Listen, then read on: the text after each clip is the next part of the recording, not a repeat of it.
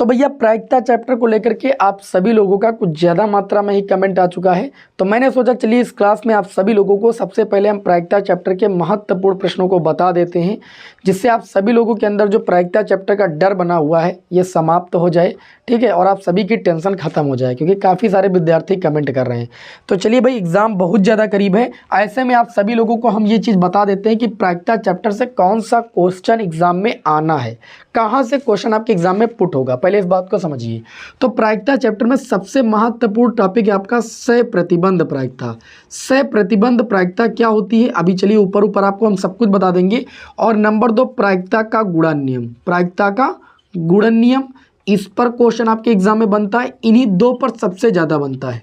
ठीक है, उसके बाद नंबर 3, स्वतंत्र घटनाएं और अपवर्जी घटना पर क्वेश्चन बनता है। स्वतंत्र घटनाओं पर ज़्यादा कुछ बनता है, स्वतंत्र व अपवर्जी घटनाओं पर बनता है। अपवर्जी घटनाओं पर ये दिमाग में बैठा लीजिए, इससे बाहर एग्जाम में क्वेश्चन नहीं आएगा। और नंबर 4 आपका आता है बेज प्रमेय। ये 4 टॉपिक अगर आपको क्लियर हो गए ना, तो क्वेश्चन इससे बाहर आपके एग्जाम में नहीं आएगा। इन टॉपिकों पर ही हम आप लोगों को यहाँ पर क्वेश्चन सॉल्व कराने वाले हैं। कुछ बेसिक बातें जैसे बता देते हैं। जैसे आप सभी लोगों को पता है कि परिणाम क्या होता है। परिणाम मतलब किसी यादृच्छिक परीक्षण के जो नतीजे होते हैं उन्हीं को परिणाम कहते हैं। और जब हम परिणामों को क्या करते हैं, मंझला ब्रैकेट के अंदर लिख देते हैं। जैसे हम एक पासे को उछाले तो हमें परिणाम में या तो 1 प्राप्त हो गया, तो 2, या तो 3, या तो 4, या तो 5, या तो 6। ठीक, अब ये जो हमारे नतीजे हैं, इन नतीजों को जब हम क्या करते हैं, मंझला ब्रैकेट के अंदर कामा लगा के लिख देते हैं, तो ये बन जाता है प्रतिदर्श समष्टि। क्या बन जाता है? प्रतिदर्श समष्टि। किसी भी यादृच्छिक परीक्षण के जो नतीजे होते हैं या जो परिणाम होते हैं, उनको जब एक मंझला ब्रैकेट के अंदर कामा लगा के लिख दिया जाता है, तो वो बन जाता है सैंपल स्पेस या प्रतिदर्श समष्टि। ये चीज़ सबसे पहले आपको आनी चाहिए। दूसरी बात, घटनाओं के प्रकार में कुछ घटनाएं जैसे निश्चित घटना और अनिश्चित घटना के बारे में आपको पता होना चाहिए। निश्चित घटना तथा अनिश्चित घटना क्या होती है, निश्चित और अनिश्चित घटना की प्रायिकता क्या होती है।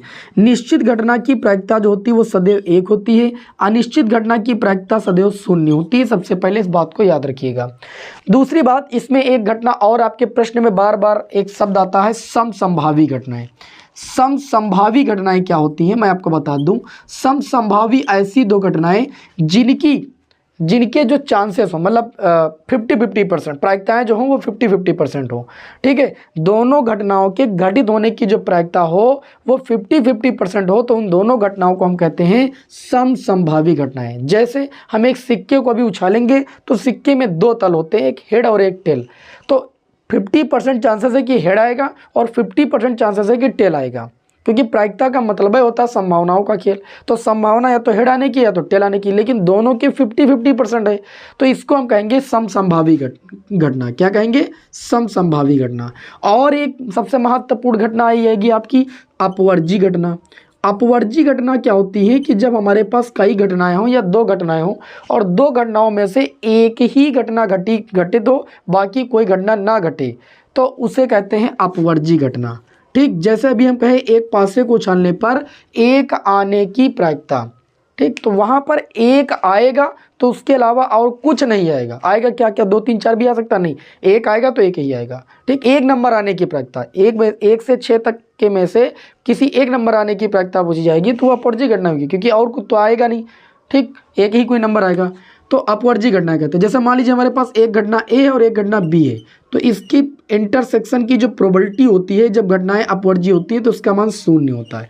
ए और बी अगर हमारे पास 2 घटनाएं हैं और 2 घटनाओं में से एक घटना घटित होती, बाकी घटनाएं नहीं घटित होती हैं, तो उन घटनाओं को अपवर्जी घटना कहते हैं। और उन दोनों घटनाओं के इंटरसेक्शन की जो प्रोबेबिलिटी होती है वो सदैव 0 होती है। ये चीज़ याद रखिएगा। आगे अगर हम यहाँ पर बात करें प्रोबेबिलिटी, तो आप सभी लोग जानते हैं किसी घटना की जो प्रायिकता होती है, किसी घटना की जो प्रायिकता होती है वो अनुकूल परिणाम बटे कुल परिणाम। इतनी छोटी बात तो बताने की कोई जरूरत नहीं, अनुकूल परिणाम बटे कुल परिणाम होता है, ये सभी लोगों को पता है। ठीक, ये तो फार्मूला सभी को आना ही चाहिए। अनुकूल परिणाम बटे में कुल परिणाम, किसी भी घटना के घटित होने की प्रायिकता निकालना है तो अनुकूल परिणाम बटे कुल परिणाम। और किसी भी घटना के घटित होने की प्रायिकता और किसी घटना के ना घटित होने की प्रायिकता का योग जो होता है 1 होता है। ये फार्मूला भी आप सभी को आता होगा। ठीक, अब यहाँ पर अपवर्जी घटना के बारे में मैंने बता दिया। और एक आती है आपकी स्वतंत्र घटना। स्वतंत्र घटना का मतलब होता है ऐसी दो घटनाएं जिसमें एक घटना के घटित होने पर दूसरी घटना के ऊपर कोई प्रभाव ना पड़े या दूसरी घटना की प्रायिकता पर कोई प्रभाव ना पड़े, तो वे दोनों घटनाएं कहलाती हैं स्वतंत्र घटनाएं। जैसे हमारे पास एक घटना ए है और एक घटना बी है और ये स्वतंत्र है, तो इनके इंटरसेक्शन की जो प्रोबेबिलिटी का मान होगा वो अलग अलग घटनाओं की प्रायिकताओं के गुणनफल के क्या होगा, बराबर होगा। ये स्वतंत्र घटना में बताया गया कि probability of A intersection B जो होता है वो प्रोबेबिलिटी ऑफ ए इंटू में प्रोबेबिलिटी ऑफ बी के बराबर होता है अगर ए और बी दो स्वतंत्र घटनाएं हैं। और अगर हम यहाँ पर बात करें तो प्रायिकता के योग के नियम में हमने पढ़ा है कि probability of A plus probability of B बराबर होता है probability of A intersection B और प्लस प्रोबेबिलिटी ऑफ क्या होता है, ए यूनियन बी। ये सूत्र भी आप सभी लोगों ने पढ़ा है। इन चार चीज़ों में अगर आपको कहीं पर तीन चीज़ें पता है तो आराम से चौथी चीज़ आप निकाल सकते हो। Probability of A plus probability of B बराबर probability of A intersection B plus probability of A union B. आई बात समझ में? अच्छा, इसमें और भी कुछ बातें आपको समझनी है, और भी कुछ बातें समझनी है। जैसे आपको प्रोबेबिलिटी ऑफ पूछ ले जाए A dash intersection B dash, ये किसके बराबर होगा, तो 1 minus probability of A union B के बराबर होगा। ये सूत्र भी याद रखिएगा, आपके अभी सवाल में काम आने वाला है। देखिए, सूत्रों की जानकारी नहीं होगी तब तो भैया काम ही नहीं चल पाएगा। अगर डैश लगा तो मतलब ना घटित होने की बात हो रही है, ठीक है। डैश नहीं लगा तो घटित होने की प्रायिकता की बात हो रही है। ये चीज़ आप समझते हैं, एकदम बेसिक बातें। अब यहाँ पर अगर इतने भी फार्मूले आपको आ गए ना, तो यहाँ पर जो मैं आपको सह प्रतिबंध प्रायिकता बताने जा रहा हूँ ये बहुत अच्छे समझ में आएगी।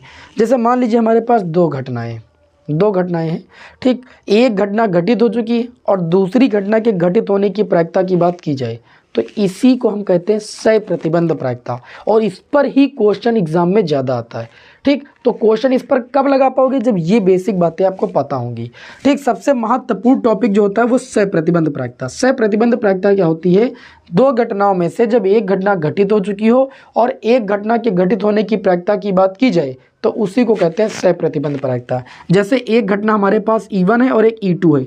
E2 घटना घटित हो चुकी है और E1 घटना के घटित होने की प्रायिकता की बात की जाए तो इसी को कहते हैं हम क्या, सह प्रतिबंध प्रायिकता। E2 घटना घटित हो चुकी है, E1 घटना के घटित होने की प्रायिकता को हम सह प्रतिबंध प्रायिकता कहते हैं। और probability of E1 upon E2 किसके बराबर होता है, probability of E1 intersection E2 और बटे में प्रोबेबिलिटी ऑफ, जो बटे में होता है प्रोबेबिलिटी ऑफ E2, ये होता है। और एक चीज़ याद रखिएगा, probability of E1 intersection E2 बोलो या probability of E2 intersection E1 बोलो, बात एक ही, क्योंकि ये दोनों आपस में बराबर होते हैं। Probability of E1 intersection E2 और probability of E2 intersection E1 ये दोनों आपस में बराबर ही होते हैं। तो यहाँ पर E1 इंटरसेक्शन E2 और E2 इंटरसेक्शन E1 दोनों लिखा जा सकता है, इसमें कन्फ्यूज मत होइएगा। बताइए यहाँ तक किसी विद्यार्थियों को क्या कोई दिक्कत, बताओ। इतने फार्मूले आते हैं कि नहीं, तो जल्दी से स्क्रीनशॉट लीजिए, बढ़ते हैं क्वेश्चन की ओर भाई। चलिए बड़े क्वेश्चन की ओर, चलिए पहला क्वेश्चन देखते हैं भाई। स्क्रीन पर अपनी देखिए भाई, इसको रफ कर देते हैं हम। इतना आना सभी लोगों को बहुत ज़रूरी था, ठीक। और एक चीज़ याद रखिएगा, एक बात और आपको बता दे, रह गई थोड़ी सी। स्वतंत्र घटनाएं, अगर ए और बी दो स्वतंत्र घटनाएं तो ए डैश और बी डैश भी स्वतंत्र घटनाएं होंगी, ए डैश बी भी स्वतंत्र घटनाएं होंगी, बी ए डैश भी स्वतंत्र घटनाएं होंगी, ठीक है। ये चीज़ याद रखिएगा, अगर ए बी दो स्वतंत्र घटनाएं तो ए डैश बी डैश भी स्वतंत्र घटनाएं मानी जाएंगी। अब क्वेश्चन लेते हैं और क्वेश्चन यहाँ पर इंपॉर्टेंट वाले ही उठाएंगे, ज़्यादा हल्के क्वेश्चन नहीं उठाएंगे, जो इंपॉर्टेंट है। हल्के तो आई है। अगर बेज प्रमेय की मान लीजिए क्लास बढ़ी जा रही है, क्योंकि क्लास आपको एक दिन में 2 से 3 दिन ही रहती है, तो बेज प्रमेय को नेक्स्ट क्लास में हम डिस्कस कर देंगे, डरिएगा बिल्कुल नहीं, ठीक। पहला क्वेश्चन देखते हैं आज की क्लास का। लिखा है कि प्रोबेबिलिटी ऑफ ए बराबर 3/10, प्रोबेबिलिटी ऑफ ए बराबर 3/10, प्रोबेबिलिटी ऑफ बी बराबर आपको दिया गया है, कितना दिया गया है, 2/5, ठीक। और आपको दिया गया है probability of A union B, A union B बराबर कितना दिया गया है, 3/5 हो। तो ये पूछ रहा है probability of B upon A plus probability of A upon B, इसका मान क्या होगा, ये प्रश्न में पूछा जा रहा है, ठीक। बहुत ध्यान से समझिएगा। अभी मैंने आपको सह प्रतिबंध प्रायिकता का सूत्र बताया। जैसे यहाँ बी अपान ए है तो इसका सूत्र हो जाएगा probability of B intersection A बटे में प्रोबेबिलिटी ऑफ ए। जैसे probability of A upon B की बात करेंगे तो probability of A intersection B हो जाएगा बटे में प्रोबेबिलिटी ऑफ बी। सह प्रतिबंध प्रायिकता में अभी मैंने सूत्र आपको बताया। तो यहाँ पर देखिएगा, हमको चाहिए probability of B intersection A. हमने कहा बी इंटरसेक्शन ए बोलो या ए इंटरसेक्शन बी बोलो, बात एक ही। इंटरसेक्शन निकालना छोटी क्लासों में सीखा भी होगा। तो हमें क्या चाहिए, हमें पहले इंटरसेक्शन चाहिए कि नहीं चाहिए। तो हम सूत्र पढ़ें कि probability of A plus probability of B बराबर probability of A intersection B plus probability of A union B. सभी विद्यार्थियों को अभी हमने प्रायिकता का योग का नियम पढ़ाया, गुणन के योग का नियम। प्रोबेबिलिटी ऑफ ए का मान 3/10 है, प्रोबेबिलिटी ऑफ बी का मान 2/5 है, probability of A intersection B का मान निकालना, इसको इधर ले आओ। तो प्रोबेबिलिटी ऑफ ए यूनियन इधर आएगा तो माइनस का हो जाएगा, और इसकी वैल्यू है कितनी प्रश्न में, 3/5 बराबर उधर बचेगा probability of A intersection B. Okay, अब यहाँ पर देखिए हम क्या करेंगे, तीनों में एक हर ले लेंगे 10, यहाँ पर हो जाएगा 3 और यहाँ हर 10 लिए तो 2 दूनी 4, यहाँ पर 3 दूनी 6 बराबर probability of A intersection B. यहाँ पर सॉल्व करेंगे, 4 3 7 से 6 जाएगा 1/10 बराबर probability of A intersection B. हो जाएगा कि नहीं हो जाएगा, हो जाएगा। अब वैल्यू रखेंगे यहाँ पर, probability of B intersection A बोलो या ए इंटरसेक्शन बी, मैंने बताया सेम ही होगा, जिसकी वैल्यू हम निकाल चुके हैं 1/10। प्रोबेबिलिटी ऑफ ए की बात करें तो कितना है, 3/10, वो रख दिया, प्लस लगाया। Probability of A intersection B की वैल्यू आई है 1/10। प्रोबेबिलिटी ऑफ बी की अगर बात करें तो कितना आया है, 2/5। 10 से ये 10 कैंसिल, ये आपका आ जाएगा 1/3 प्लस 5 एकम 5, 5 दूनी 10, 2 दूनी कितना हो जाएगा 4। हम क्या करेंगे भाई, 4 3 12, 4 एकम 4, 3 एकम 3, 4 3 कितना हो जाएगा 7, 7/12 ये आपके इस क्वेश्चन का राइट आंसर हो जाएगा। हमें उम्मीद है कि आप सभी लोगों को ये पहला प्रश्न अच्छी तरीके से समझ में आया होगा। क्वेश्चन एग्जाम में ऐसे ही आएंगे, इस बात को ध्यान रखिए। अगला क्वेश्चन देखते हैं आज की क्लास का। अगला क्वेश्चन, क्वेश्चन नंबर 2, बहुत अच्छे से समझिएगा, क्लास में कंटिन्यू बने रहोगे, है ना। ऐसे आओगे जाओगे तो समझ में नहीं आएगा, बने रहोगे कंटिन्यू तो समझ में आ जाएगा। एग्ज़ाम करीब है, थोड़ा धैर्य के साथ समझिए और चैटिंग वैटिंग के चक्कर में ना पड़िए। यदि ए और बी 2 घटनाएं हैं जिसमें से कहा गया कि प्रोबेबिलिटी ऑफ ए बराबर दिया गया है, कितना दिया गया, 1/2, और बताया जा रहा है कि प्रोबेबिलिटी ऑफ बी का मान दिया गया 1/3। अब आपसे कहा जा रहा है और probability of A upon B का मान भी दे दिया गया, मतलब सह प्रतिबंध प्रायिकता की बात हो रही, 1/4। तो प्रश्न में ये कहा जा रहा है कि probability of A dash intersection B dash निकालिए, ये निकालना। अभी मैंने probability of A dash intersection B dash का सूत्र बताया कि probability of A dash intersection B dash जो होता है वो होता है 1 minus probability of A union B के बराबर होता है। आई बात समझ में। अब यहाँ तक पहुँचने के लिए, ये मान निकालने के लिए यहाँ तक पहुँचना पड़ेगा यूनियन पर, और यूनियन पर पहुँचने के लिए इंटरसेक्शन पर पहुँचना पड़ेगा। ठीक, तो हम क्या करेंगे, पहले सूत्र लगाएंगे, प्रोबेबिलिटी ऑफ ए बटे बी बराबर, ठीक, क्या होता है, probability of A intersection B, अभी मैंने बताया, और बटे में प्रोबेबिलिटी ऑफ बी जो नीचे होता है। अब probability of A upon B का मान दिया गया है 1/4, और बात करें probability of A intersection B की, तो probability of A intersection B तो हमें पता ही नहीं है, और प्रोबेबिलिटी ऑफ बी का मान कितना है, 1/3। कोई चीज़ गुणे से इधर आती, बटे से इधर आएगी तो गुणे में हो जाएगी, 1/12 बराबर हो जाएगा probability of A intersection B. Probability of A intersection B बराबर कितना, 1/12। मानते हैं इस बात को, लेकिन इसकी हमें आवश्यकता नहीं थी। इसकी आवश्यकता इसलिए क्योंकि हमको ए यूनियन बी चाहिए। Probability of A union B वो तभी आएगा जब probability of A intersection B पता होगा, तभी आएगा। ठीक, इधर भैया रफ कर दें, हाँ चलिए इधर रफ कर देते हैं। सभी विद्यार्थी भाई वीडियो को लाइक जरूर कर दें, जो विद्यार्थी चैनल पर नए हैं सब्सक्राइब भी करते रहें। चलिए यहाँ पर देखते हैं, अब हमने प्रायिकता के योग, गुणन का योग का नियम बताया भी, probability of A plus probability of B बराबर probability of A intersection B plus probability of A union B. आई बात समझ में। अगर प्रोबेबिलिटी ऑफ ए की बात करें तो प्रोबेबिलिटी ऑफ ए का मान 1/2, प्रोबेबिलिटी ऑफ बी की बात करें तो 1/3, probability of A intersection B की बात करें तो 1/12 plus probability of A union B. यही अगर हमको पता चल जाए तो वहाँ वाली वैल्यू तुरंत आ जाए जो निकालनी है। तो यहाँ देखिए हम तीनों में एलसीएम मांगेंगे तो 3 मिलेगा, इसको इधर ले आओ, 1/12 को माइनस का हो जाएगा, उधर आपका बराबर में probability of A union B बचेगा। 12 3 2 में एलसीएम मिलेगा 12, 2 छंग 12 होता है, और 3 चौक 12 होता है, और 12 कम 12 होता है, बराबर हो गया probability of A union B. ठीक है, अब 6 4 10 और 10 से 1 जाएगा तो 9/12 आ जाएगा, बराबर probability of A union B आ जाएगा। तब हमको वैल्यू किसकी निकालनी थी, हमको वैल्यू निकालनी थी probability of A dash intersection B dash, जो होता है probability of A 1 minus probability of A union B. 1 minus probability of A union B की वैल्यू कितनी है, तो आप कहेंगे 9/12। 12 से 9 को घटाएंगे, 12 माइनस 9 कितना बचेगा, 3। 3/12 काटेंगे 1/4।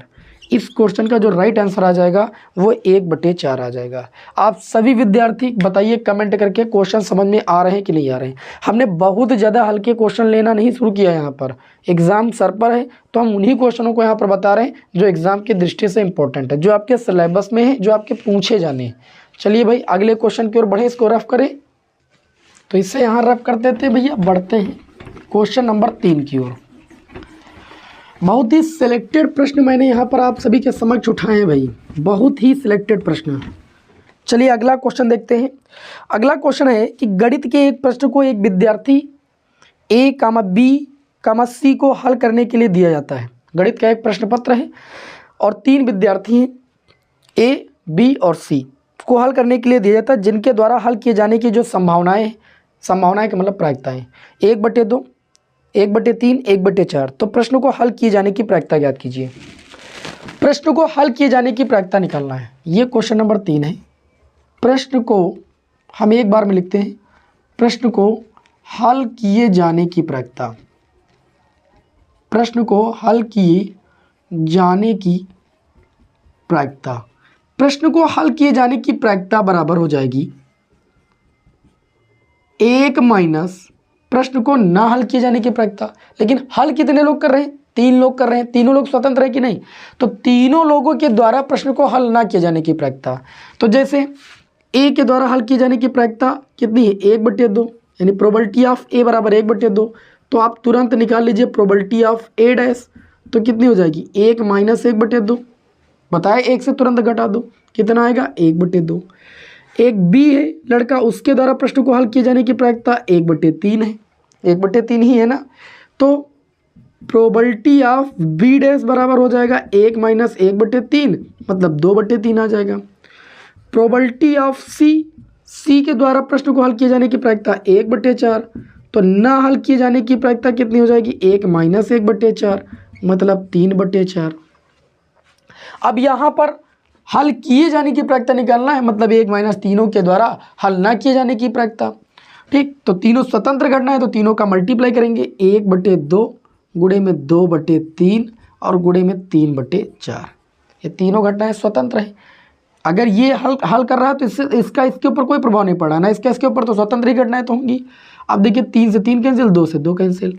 प्रोबेबिलिटी ऑफ ई बराबर कितना हो गया 1 माइनस 1/4, यानी प्रोबेबिलिटी ऑफ ई प्रश्न को हल किए जाने की प्रायिकता आ जाएगी 3/4। ये आपके इस क्वेश्चन का आंसर। हमें उम्मीद है कि आपको समझ में आया होगा। आगे बढ़ते हैं। आज की क्लास का अगला क्वेश्चन हमने 4 नंबर उठाया है। क्वेश्चन नंबर 4 भी एग्जाम में कई बार आ चुका है। 2 इंटू में प्रोबेबिलिटी ऑफ ए बराबर प्रोबेबिलिटी ऑफ बी बराबर 5/13। ठीक, और इसमें दिया गया है प्रोबेबिलिटी ऑफ ए अपान में बी बराबर कितना है 2/5। तो probability of A union B का मान क्या होगा, आपसे ये ज्ञात करने के लिए पूछा जा रहा है। सबसे पहले देखिएगा 2 गुणे प्रोबेबिलिटी ऑफ ए बराबर 5/13 है, तो हम कह सकते हैं कि प्रोबेबिलिटी ऑफ ए बराबर 5 बटे कितना होगा 26, 2 जाएगा 13 के बटे में। प्रोबेबिलिटी ऑफ अगर बी की बात करें तो ये आपका है भैया 5/13। ठीक, और probability of A upon B दिया गया है, सह प्रतिबंध प्रायिकता। तो probability of A upon B बराबर सूत्र बताया, probability of A intersection B बटे में probability of B. Probability of A बटे बी का मान दिया है 2/5। Probability of A intersection B की बात करें तो वही चीज़ तो हमें पता नहीं है, वो भी निकालना ही पड़ेगा क्योंकि इसके बिना यूनियन भी नहीं आएगा। प्रोबेबिलिटी ऑफ बी की बात करें तो 5/13। अब यहाँ से करेंगे क्या भैया, लाइन थोड़ा सा ड्रा कर देते हैं, मिलने ना पाए।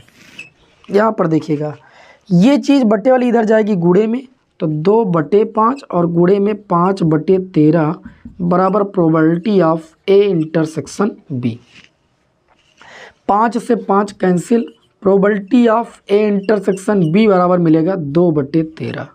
अब आप जानते हो कि probability of A plus probability of B बराबर probability of A intersection B plus probability of A union B.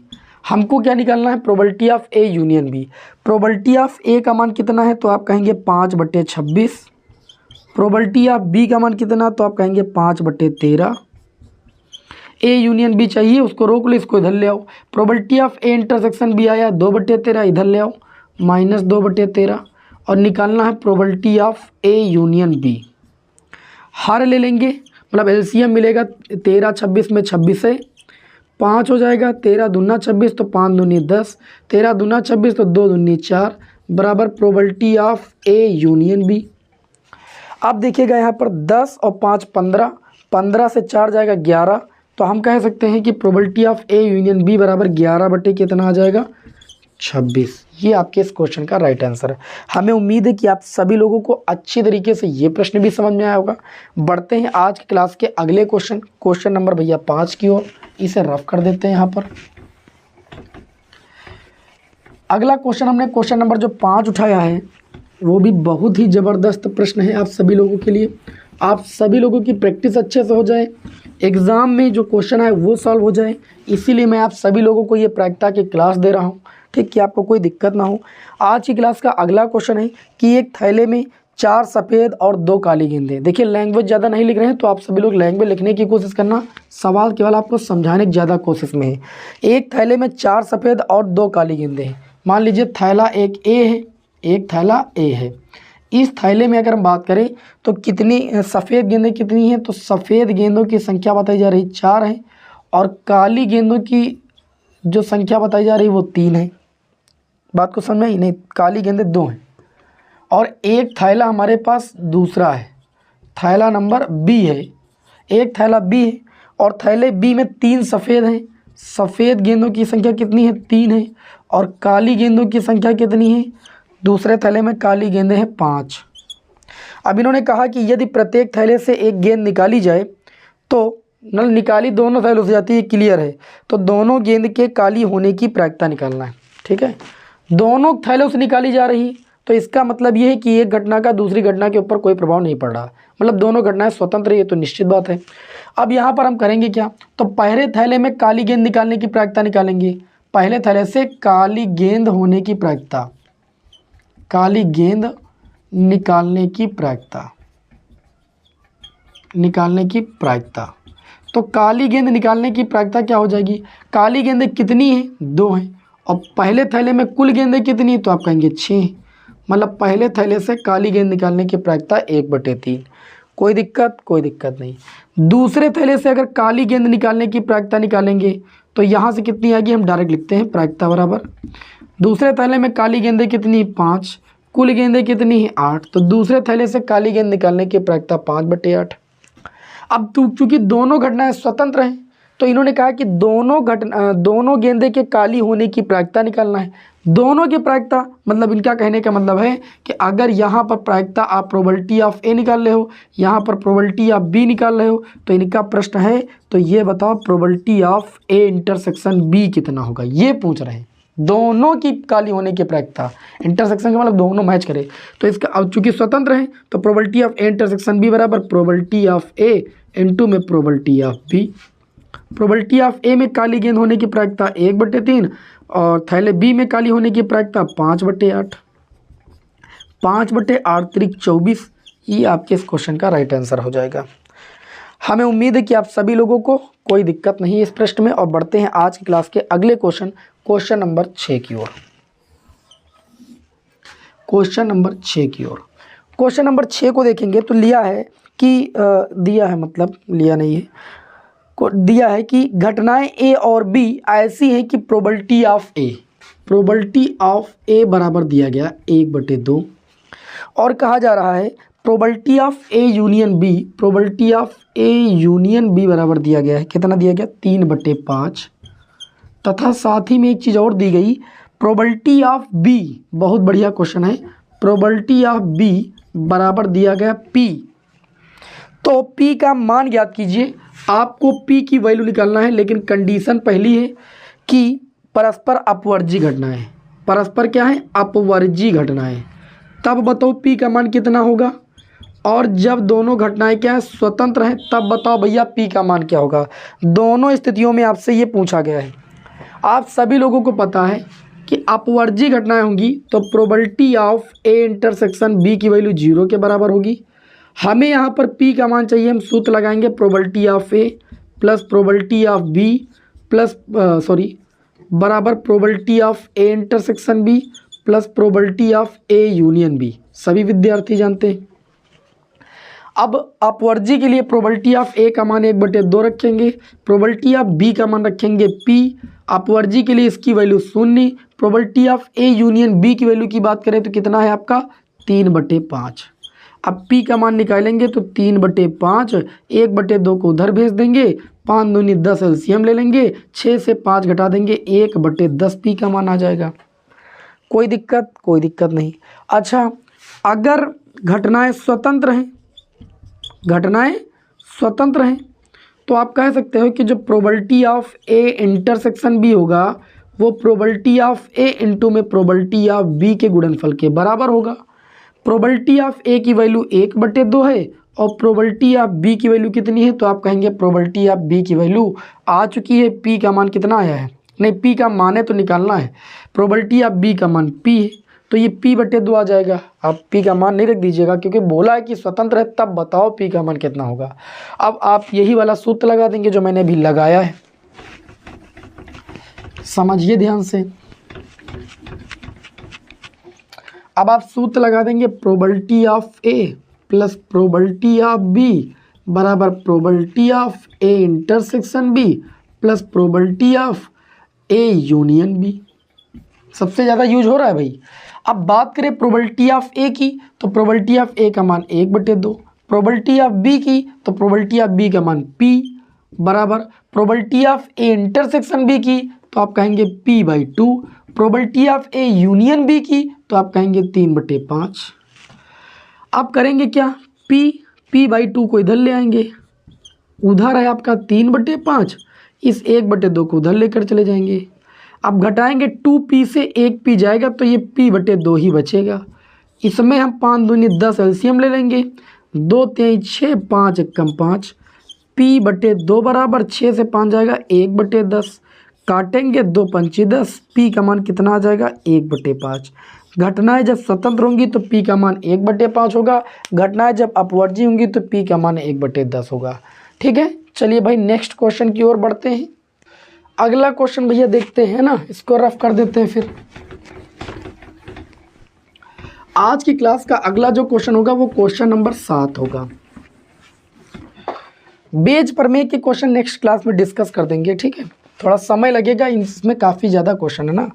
तो यहाँ पर देखिए अगला जो क्वेश्चन होगा क्वेश्चन नंबर 7, इसमें कहा जा रहा है, कई बार एग्जाम में आ चुका है कि एक परिवार में 2 बच्चे हैं, यदि यह ज्ञात हो कि बच्चों में कम से कम एक बच्चा लड़का है तो दोनों बच्चों के लड़का होने की क्या प्रायिकता है।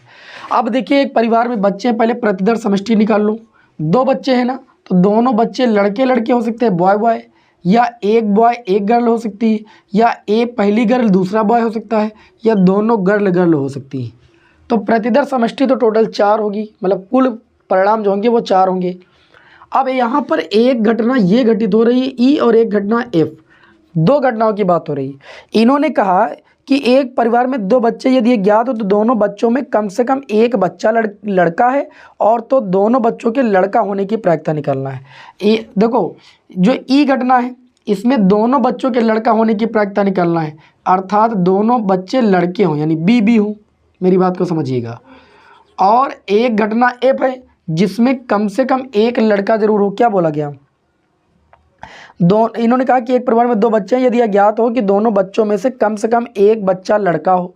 एक बच्चा लड़का होगा तो बी बी बी जी जी बी ये स्थितियाँ आएंगी। जी जी तो हो नहीं सकती, उसमें गर्ल गर्ल हो जाएगी, कोई लड़का होगा नहीं। और इन्होंने कहा कि प्रायिकता इस बात की याद करो कि दोनों बच्चे लड़के हैं, दोनों बच्चे लड़के, इस बात की प्रायिकता निकालना है। मतलब घटना ई के घटित होने की प्रायिकता निकालना है और घटना एफ आपकी घटित हो चुकी है, सह प्रतिबंध प्रायिकता की बात हो रही है। ध्यान से समझो, तो ये कह रहे हैं कि दोनों लड़का होने की प्रायिकता ज्ञात करो और इन्होंने कहा कि जबकि दोनों में एक लड़का पक्का है, कन्फर्म है, मतलब ये घटना घटित हो चुकी है, तो इसकी प्रायिकता निकालना है। तो ये आपका हो जाएगा probability of E intersection F और बट्टे में प्रोबेबिलिटी ऑफ एफ हो जाएगा। Probability of E upon F की अगर हम बात करें तो हमको यही निकालना है, और probability of E intersection F की अगर हम बात करें तो पहले हमको निकालना पड़ेगा ई इंटरसेक्शन एफ। तो ई और एफ में क्या मिल रहा है, तो आप कहेंगे हमें एक ही स्थिति मिल रही है, बी बी वाली, लड़का लड़का वाली। तो हम जब probability of E intersection F निकालेंगे तो अनुकूल परिणाम बटे कुल परिणाम लिखेंगे। अनुकूल परिणाम 1 और कुल परिणाम टोटल थे 4।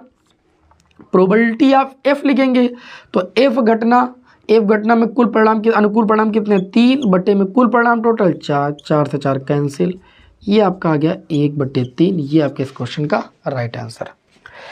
आगे भैया बढ़ते हैं। आगे क्वेश्चन में क्या बोला जा रहा है, यदि दो घटनाएं ए और बी ऐसी घटनाएं। अब ये अगला जो क्वेश्चन होगा आज की क्लास का क्वेश्चन नंबर 8 होगा। अगले क्वेश्चन में बोला जा रहा है भैया बिना रुके हुए, हम देखिए आपको क्वेश्चन बता रहे हैं तो आप बिना इधर उधर की बातें किए हुए, ठीक है, बिना इधर उधर कुछ सोचे हुए शांति से क्लास को कर लीजिए, एग्जाम बहुत ज़्यादा नज़दीक है। ऐसी यदि दो घटनाएं ए और बी हैं, प्रोबेबिलिटी ऑफ ए बराबर दिया गया है, प्रोबेबिलिटी ऑफ ए बराबर 1/4 और दिया गया प्रोबेबिलिटी ऑफ बी बराबर 1/2 और कहा जा रहा है कि probability of A intersection B बराबर 1/8। तो आप ये बताइए कि probability of A dash intersection B dash का मान क्या होगा। यहाँ दो घटनाएं हैं ए और बी और दोनों घटनाओं के घटित होने की प्रायिकता पता है। प्रोबेबिलिटी ऑफ ए का मान 1/4 है, प्रोबेबिलिटी ऑफ बी का मान 1/2 है, घटना बी के घटित होने की प्रायिकता। Probability of A intersection B बराबर 8 दिया है। यहाँ से एक बात अगर देखिए तो हमको पता चल जाएगी, probability of A intersection B बराबर 1/8 दिया है, इसे लिख सकते हैं 1/4 गुणे 1/2, अर्थात probability of A intersection B बराबर 1/4 के स्थान पर लिख सकते हैं प्रोबेबिलिटी ऑफ ए, 1/2 के स्थान पर लिख सकते हैं प्रोबेबिलिटी ऑफ बी। अर्थात यहाँ पर हमारी जो कंडीशन आ गई ये स्वतंत्र घटनाओं वाली आ गई। स्वतंत्र घटना में मैंने बताया था कि जो probability of A intersection B होता है वो प्रोबेबिलिटी ऑफ ए इंटू में प्रोबेबिलिटी ऑफ बी के गुणनफल के बराबर होता है। तो लिख सकते हैं कि अतः ए व बी दोनों क्या है भैया, स्वतंत्र घटनाएं। क्या है, स्वतंत्र घटनाएं हैं। ए व बी स्वतंत्र घटनाएं। और अगर ए व बी स्वतंत्र घटनाएं हैं तो हमने अभी आपको पढ़ाया शुरुआत में कि ए डैश व बी डैश भी स्वतंत्र घटनाएं होंगी। तो यहाँ प्रश्न में पूछा गया कि probability of A dash intersection B dash निकालिए, तो ये हो जाएगा probability of A dash into में प्रोबेबिलिटी ऑफ बी डैश। और प्रोबेबिलिटी ऑफ ए डैश का सूत्र क्या होता है, 1 माइनस प्रोबेबिलिटी ऑफ ए, घटना ए के ना घटित होने की प्रायिकता बराबर 1 माइनस घटना के घटित होने की प्रायिकता। फिर यहाँ प्रोबेबिलिटी ऑफ बी डैश निकालना है तो 1 माइनस प्रोबेबिलिटी ऑफ बी हो जाएगा। 1 माइनस प्रोबेबिलिटी ऑफ ए की बात करें तो कितना है, 1/4 है, इंटू में 1 माइनस प्रोबेबिलिटी ऑफ बी की बात करें 1/2। इसे सॉल्व करेंगे, 4 1 कम 4, 4 1 से 3/4, गुणे में 2 1 कम 2, 2 से 1 जाएगा, कितना बचेगा 1/2, 2 1 कम 2 1/2 बचेगा। गुणा करेंगे तो ये 3/8 आएगा। ये आपके इस क्वेश्चन का राइट आंसर हो जाएगा। किसी विद्यार्थी को कोई दिक्कत हो तो बताए, बहुत आसान क्वेश्चन था। आज की क्लास के अगले क्वेश्चन की ओर बढ़ते हैं, क्वेश्चन नंबर 9 की ओर। जितने क्वेश्चन है ना आगे के 3 टॉपिक के, वो सारे क्वेश्चन इसी क्लास में हम डिस्कस करेंगे, इसलिए धैर्य के साथ एक एक क्वेश्चन को देखते रहिए। एग्जाम में इससे बाहर कुछ नहीं पूछा जाएगा। क्वेश्चन नंबर 9 की बात करें तो क्वेश्चन नंबर 9 में ये कहा गया कि यदि प्रोबेबिलिटी ऑफ ए बराबर 1/2, ठीक, और प्रोबेबिलिटी ऑफ बी बराबर 1/3 और कहा जा रहा है कि probability of A union B बराबर आपको दिया गया 2/3। आपसे प्रश्न में पूछा जा रहा है क्या ए और बी स्वतंत्र हैं। हम जानते हैं, देखिए स्वतंत्र के लिए सबसे पहले हम करेंगे क्या, probability of A intersection B निकालेंगे। और हम जानते हैं कि probability of A intersection B बराबर होता है probability of A plus probability of B minus probability of A union B. तो probability of A intersection B निकालेंगे, प्रोबेबिलिटी ऑफ ए का मान 1/2, प्रोबेबिलिटी ऑफ बी का मान 1/3, probability of A union B का मान 2/3। Probability of A intersection B बराबर 6 LCM ले लेंगे, 2 तिहाई 6, 3 दूनी 6 और 3 दूनी 6 मतलब -4, 2 दूनी 4। तो ये 3 2 5 से 4 जाएगा, 1 बटे कितना बचेगा, 5 से 4 जाएगा 1 बटे 6। अब हम क्या करेंगे 9, आगे क्या करेंगे देखिए भाई, probability of A intersection B निकाल लिया। अब प्रोबेबिलिटी ऑफ ए इंटू में प्रोबेबिलिटी ऑफ बी निकालेंगे। प्रोबेबिलिटी ऑफ ए का मान 1/2, प्रोबेबिलिटी ऑफ बी का मान 1/3, तो ये आया 1/6। आप लिखोगे चूंकि probability of A intersection B बराबर प्रोबेबिलिटी ऑफ ए इंटू में प्रोबेबिलिटी ऑफ बी। ठीक, इसलिए ये कंडीशन किसकी होती है, इसलिए ए व बी क्या है भैया, स्वतंत्र घटनाएं। क्या है, स्वतंत्र घटनाएं हैं। अभी मैंने आपको समझाया कि जब probability of A intersection B probability of A into में प्रोबेबिलिटी ऑफ बी के गुणनफल के बराबर होता है मामला, तो घटनाएं ए और बी स्वतंत्र घटनाएं होती हैं। आई बात समझ में। चलिए भाई बढ़ते हैं आज के क्लास के अगले क्वेश्चन नंबर 10 की ओर। अगले जो क्वेश्चन हमने लिए हैं वो भी आपके बोर्ड एग्जाम के लिए बहुत ज़्यादा इम्पोर्टेंट है, तो सारे क्वेश्चनों को देख जरूर लीजिएगा, ठीक है, अंत तक। क्लास ज़्यादा लंबी नहीं रखेंगे, बहुत ज़्यादा लंबी भी नहीं होगी, 1 आधा घंटे की हो सकती है, लेकिन क्वेश्चन ए को छोड़ेंगे नहीं हम। अगला क्वेश्चन होगा क्वेश्चन नंबर 10, किसी दौड़ में ए के जीतने की प्रायिकता 1/3 है। ठीक है, क्वेश्चन नंबर 10 है, ए के जीतने की प्रायिकता 1/3 है किसी दौड़ में, और बी के जीतने की प्रायिकता यानी प्रोबेबिलिटी ऑफ बी बराबर आपका 1/4 है। तो इस दौड़ में ए और बी में से कोई ना जीत पाए, इस बात की प्रायिकता ज्ञात कीजिए। पहले एक चीज़ बताओ, अगर ए के दौड़ने की प्रायिकता 1/3 है, बी के दौड़ने की प्रायिकता 1/4 है, तो क्या एक का किसी दूसरे के ऊपर कोई प्रभाव पड़ा है? कोई प्रभाव नहीं पड़ा है, मतलब ये दोनों घटनाएं स्वतंत्र घटनाएं। अगर ए के दौड़ने की प्रायिकता 1/3 है तो हम यहाँ से पी ए डैश आराम से निकाल सकते हैं, probability of P A dash, मतलब यहाँ पर अगर दौड़ने की प्रायिकता 1/3 है तो ना दौड़ने की प्रायिकता पी ए डैश बराबर आ जाएगा 1 माइनस 1/3, कितना आ जाएगा 2/3। यहाँ से अगर हम प्रोबेबिलिटी ऑफ बी डैश की वैल्यू निकालेंगे 1 माइनस 1/4, 4 से 1 जाएगा, ये आ जाएगा 3/4। अब इन्होंने कहा कि उनमें से कोई ना, क्या पूछा गया, कोई ना जीत पाए, कोई ना जीत पाए इस बात की प्रायिकता, कोई ना जीत पाए इस बात की प्रायिकता। तो हम क्या करेंगे, 1 माइनस प्रोबेबिलिटी ऑफ ए भी ना जीत पाए और बी भी ना जीत पाए, इस बात की प्रायिकता। चूंकि दोनों स्वतंत्र हैं तो इसलिए 1 minus probability of A dash intersection B dash हो जाएगा probability of A dash into में probability of B dash. 1 minus probability of A dash की वैल्यू कितनी है, ये 2/3, प्रोबेबिलिटी ऑफ बी डैश की वैल्यू कितनी है 3/4, 3 से 3 कैंसिल, 2 दूनी 4, 1 माइनस 1/2 कितना आ जाएगा 1/2। ये आपके इस क्वेश्चन का राइट आंसर। किसी विद्यार्थी को कोई दिक्कत? कोई दिक्कत नहीं भाई। अगले क्वेश्चन की ओर बढ़ते हैं, क्वेश्चन नंबर 11।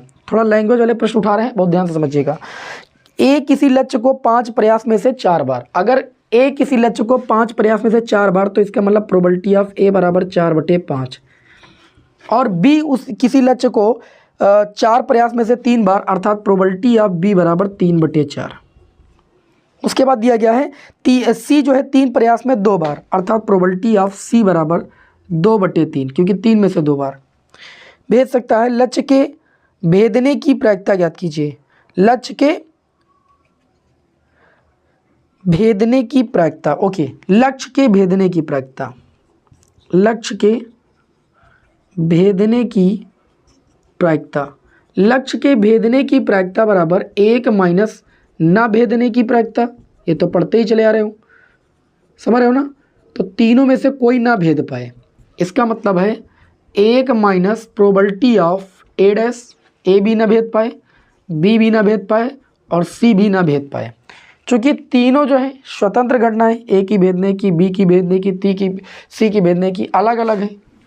ठीक, तो यहाँ पर आपका हो जाएगा प्रोबेबिलिटी ऑफ ई बराबर कितना हो जाएगा 1 माइनस, जब घटनाएं स्वतंत्र होती हैं तो सबके मल्टीपल में होता है, ये हो जाएगा probability of A dash into में probability of B dash into में प्रोबेबिलिटी ऑफ सी डैश। अभी जैसे A dash intersection B dash होता तो हम दोनों का मल्टीपल ही तो लिखते हैं, तो 3 है तो 3 का मल्टीपल लिख देंगे बस। तो ये 1 माइनस, अब देखिए 1 के यहाँ पर देखिए क्या दिया गया है, भेदने की प्रायिकता 4/5 है, तो ना भेदने की प्रायिकता 1 माइनस 4/5 कर देंगे, तो ये कितना आ जाएगा 1 माइनस 4/5, 5 से 1 जाएगा तो ये आ जाएगा 1/5। प्रोबेबिलिटी ऑफ बी डैश, अगर प्रोबेबिलिटी ऑफ बी का मान 3/4 है तो यहाँ से आप ये निकाल सकते हो प्रोबेबिलिटी ऑफ बी डैश बराबर 1 माइनस 3/4, तो 1/4 ही आएगा, तो 1/4 हो गया। इसी तरीके से ये आप निकालोगे, पी सी का मान दिया है तो पी सी डैश का मान निकालोगे तो 1 माइनस 2/3 करोगे, 3 कम 3 ही आपका 1/3 आएगा, तो यहाँ 1/3 हो गया। इसे सॉल्व करो, 1 माइनस 4 पंचे 20, 20 23 60, ठीक, 60 से 1 जाएगा, कितना बचेगा भैया 59, 59/60, ये आपके इस क्वेश्चन का राइट आंसर हो जाएगा। चलिए बढ़ते हैं अगले क्वेश्चन की ओर। अगला जो क्वेश्चन है क्वेश्चन नंबर 12 होगा, बहुत ध्यान से समझिएगा। एक कक्षा में 40% विद्यार्थी गणित के हैं, ठीक, उसके बाद ये 20% विद्यार्थी जीव विज्ञान के हैं। तो गणित की अगर बात करें तो गणित ए मान लेते हैं, इसमें 40% है, तो प्रोबेबिलिटी ऑफ ए बराबर हो जाएगा 40/100, क्योंकि परसेंटेज आएगा तो 100 में ही तो आएगा। और उसके बाद जीव विज्ञान के हैं, तो जीव विज्ञान के लिए हम मान लेते हैं बी, और इसमें 20% है, तो प्रोबेबिलिटी ऑफ बी बराबर हो जाएगा 20/100। आगे दिया है 10% जो है वो विद्यार्थी गणित और जीव विज्ञान दोनों हैं, अर्थात हम कह सकते हैं कि ए इंटरसेक्शन बी बराबर आपको दिया है 10%, ए और बी गणित और जीव विज्ञान दोनों, ठीक है। तो हम कह सकते हैं कि जो probability of A intersection B आ जाएगी वो 10/100 आ जाएगी। अब प्रश्न में क्या कहा गया, प्रायिकता इस बात की ज्ञात करो, नंबर 1 पर ज्ञात करना है कि वह गणित पढ़ता है, जबकि यह ज्ञात है कि वह जीव विज्ञान, गणित पढ़ता है इस बात की प्रायिकता निकालो, जबकि यह ज्ञात है कि वह जीव विज्ञान पढ़ता है। गणित पढ़ता है इस बात की प्रायिकता निकालो, अर्थात तुमको प्रोबेबिलिटी ऑफ ए का मान निकालना है, जबकि वह जीव विज्ञान पढ़ता है, मतलब बी पढ़ रहा है, तो ए के पढ़ने की प्रायिकता निकालो, probability of A upon B. तो probability of A upon B दिखाई ही नहीं पड़ रहा है, probability of A upon B बराबर कितना हो जाएगा, probability of A intersection B और बटे में प्रोबेबिलिटी ऑफ कितना हो जाएगा B. Probability of A intersection B बराबर आपका है 10/100, और प्रोबेबिलिटी ऑफ बी की वैल्यू कितनी है तो आप कहेंगे 20/100, 100 से 100 कैंसिल, ये आ जाएगा 10/20, मतलब ये आपका प्रायिकता आ जाएगी 1/2। आई बात समझ में। अब पहले पार्ट का आंसर हो गया। दूसरे पार्ट में बोला गया कि वह जीव विज्ञान पढ़ता है, इस बात की प्रायिकता निकालो कि वह जीव विज्ञान पढ़ता है, ठीक है, इस बात की प्रायिकता निकालना कि वह जीव विज्ञान पढ़ता है। देखिएगा ध्यान से, जीव विज्ञान पढ़ता है तो इसका मतलब प्रोबेबिलिटी ऑफ बी अपॉन ए का मान निकालना है। देखिए कैसे, प्रायिकता इस बात की निकालना है कि वह जीव विज्ञान पढ़ता है, मतलब इस बात की प्रायिकता निकालना है कि जीव विज्ञान पढ़ता है, जबकि यह ज्ञात हो कि वह गणित पढ़ता है, मतलब गणित घटना घटित हो चुकी, गणित पढ़ता है ये घटना घटित हो चुकी है, और जीव विज्ञान पढ़ने की घटना की प्रायिकता निकालना। तो ये हो जाएगा probability of B intersection A और बटे में प्रोबेबिलिटी ऑफ ए। तो प्रोबेबिलिटी ऑफ बी बटे ए बराबर probability of B intersection A लिखो या ए इंटरसेक्शन बी, मैंने कहा था बात सेम ही होती, जिसका मान आपका 10/100 है। प्रोबेबिलिटी ऑफ ए की बात करें तो प्रोबेबिलिटी ऑफ ए का मान दिया गया है 40/100, 100 से 100 कैंसिल, 10/40, 1/4, ये आपके इस क्वेश्चन का राइट आंसर हो जाएगा। हमें उम्मीद है कि ये क्वेश्चन भी आपको अच्छे समझ में आया होगा। चलिए बढ़ते हैं अगले क्वेश्चन की ओर। क्वेश्चन नंबर 13 देख लेते हैं। क्वेश्चन नंबर 13 भी एग्जाम में आ चुका है, इंपॉर्टेंट क्वेश्चन है। यदि दो पासे एक साथ फेंके जा रहे हैं, यदि दो पासे एक साथ फेंके जा रहे हैं तो कम से कम 6 आने की प्रायिकता ज्ञात कीजिए, कम से कम एक 6 आने की प्रायिकता। अगर दो पासे एक साथ फेंके जा रहे हैं तो दो पासों के आने के कुल परिणाम हम कह सकते हैं, दो पासों के फेंक के कुल परिणाम जो हो जाएंगे, कुल परिणाम जो हो जाएंगे, अगर दो पासे एक साथ फेंके जाते हैं तो कुल परिणाम 6 × 6 यानी 36 मिलेंगे यहाँ पर। अब कंडीशन ये दी गई है, अनुकूल परिणाम की अगर बात करें तो बात ये कही जा रही है, अनुकूल परिणाम में कहा जा रहा है कम से कम एक बार 6 जरूर आए। जैसे मान लीजिए पहले पासे पर 6 आ गया तो पहले पर 1 आ सकता है, समझ में आई बात। पहले पर 6 आ गया तो दूसरे पर 2 आ सकता है, पहले पर 6 आ गया 3 आ सकता है, 6, 4 आ सकता है, समझते जाइएगा बात को। 6, 5 भी आ सकता है, 6, भी आ सकता है। कम से कम एक बार 6 जरूर आए, तो 2 बार 6 तो मैक्सिमम हो ही सकता है, एक बार 6 इसमें भी आए, इन स्थितियों में भी एक बार 6 आया। या पहले पासे पे एक आ जाए, दूसरे पर 6 आ जाए, पहले पर 2 आ जाए लेकिन दूसरे पर 6 ही रहे, फिर 3,6 भी हो सकता है, 4,6 भी हो सकता है और 5,6 भी हो सकता है। अब 6,6 रिपीट नहीं कर सकते। ये अनुकूल परिणाम, ये वो स्थितियां हैं 36 में जिसमें कम से कम एक बार 6 जरूर आया है। तो प्रायिकता इस बात की निकालना है आपको कि कम से कम एक बार 6 जरूर हो। तो प्रायिकता किसी भी घटना के घटित होने की प्रायिकता बराबर अनुकूल परिणाम। अनुकूल परिणाम कितने, कम से कम एक बार 6 हो, तो ऐसे कितने परिणाम है, तो आप कहेंगे 2, 2, 4, 5, 5, 2, 7, 2, 9, 2, 11, अनुकूल परिणाम 11। कुल परिणाम कितने, 36, बस 11/36 यही आपके इस क्वेश्चन का राइट आंसर हो जाएगा। आई कुछ मेरी बात समझ में। अब देखिए इस चैप्टर का हम दूसरा पार्ट आपको जो है अभी तुरंत आज क्लास हो जाने तो कल आपको फिर जो है हम प्रायिकता का दूसरा पार्ट देंगे जिसमें आपको बेज प्रमेय के क्वेश्चन बताएंगे। साथ ही में अभी इस टॉपिक के 2-3 क्वेश्चन 4 क्वेश्चन जो और रह गए हैं मेन उनको डिस्कस करेंगे। बस प्रायिकता चैप्टर का खेल खत्म, ठीक है, और आपका डर समाप्त। बाकी चलिए नेक्स्ट क्लास में आपको मिलते हैं। आप सभी लोगों को बेस्ट ऑफ लक। जय हिंद, वंदे मातरम।